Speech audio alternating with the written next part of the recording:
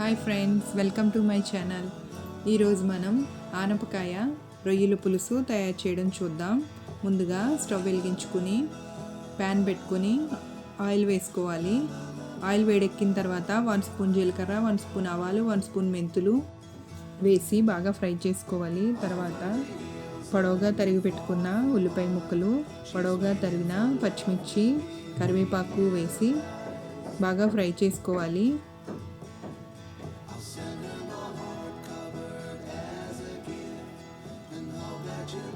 బాగా ఫ్రై అయిన తర్వాత ముందుగానే క్లీన్ చేసి పెట్టుకున్న రొయ్యలను కూడా వేసి బాగా ఫ్రై చేసుకోవాలి. రొయ్యల్ని పసుపు వేసి ముందే వాటర్ పోయేంత వరకు స్టవ్ మీద పెట్టుకొని తీసామండి.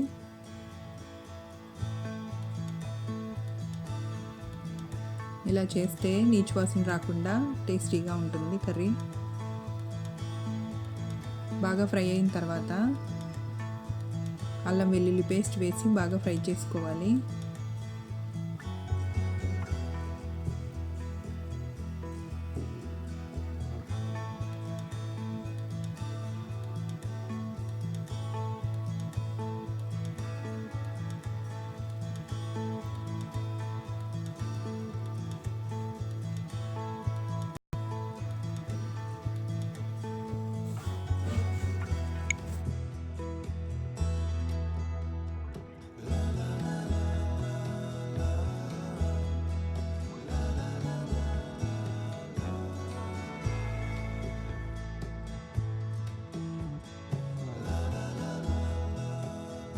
బాగా ఫ్రై అయిన తర్వాత ఆనపకాయని క్లీన్ చేసుకుని ముక్కలుగా చేసి పెట్టుకున్నాం.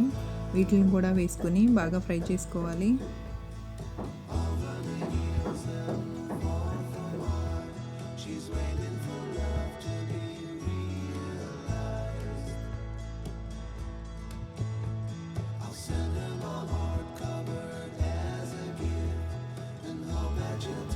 బాగా ఫ్రై అయిన తర్వాత 1/2 స్పూన్ పసుపు, 1.5 స్పూన్ సాల్ట్, 1.5 స్పూన్ కారం వేసి బాగా కలుపుకోవాలి.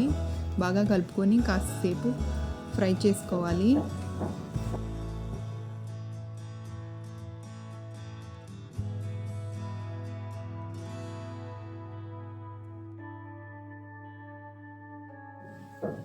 ఈ ప్రొసీజర్ని ఫాలో అయినట్లయితే కర్రీ చాలా టేస్టీగా వస్తుందండి.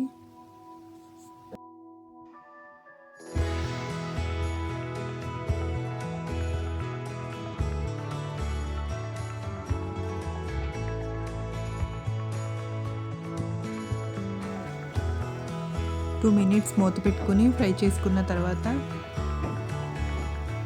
ఒక పెద్ద నిమ్మకాయ సైజ్ అంతా చింతపండుని నానబెట్టుకుని ఉంచుకున్నాను. ఆ వాటర్ని అంతా వేసుకోవాలి. చింతపండు పులుసు వేసుకొని బాగా కలుపుకొని మూత పెట్టుకోవాలి. ఇది బాగా మరిగేంత వరకు ఉంచాలి.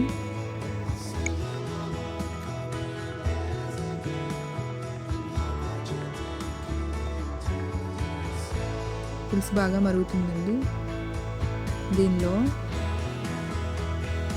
1/2 స్పూన్ జీలకర్ర పొడి, 1 స్పూన్ ధనియాల పొడి వేసి బాగా కలుపుకోవాలి. మూత పెట్టుకొని బాగా మరగనివ్వాలి. మూత తీసి చూద్దామండి. బాగా మరిగింది.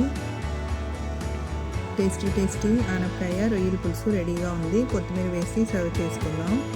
స్టవ్ ఆఫ్ చేసి కొత్తిమీర వేసుకోవాలి. చాలా టేస్టీగా ఉంటుందండి. మీరు కూడా ఒకసారి మీ ఇంట్లో ట్రై చేసి చూడండి. నా ఈ వీడియో నచ్చినట్లయితే లైక్ చేయండి, షేర్ చేయండి. మరిన్ని వీడియోలు చూడటానికి నా ఛానల్ సబ్స్క్రైబ్ చేసుకోండి. Thank you for watching.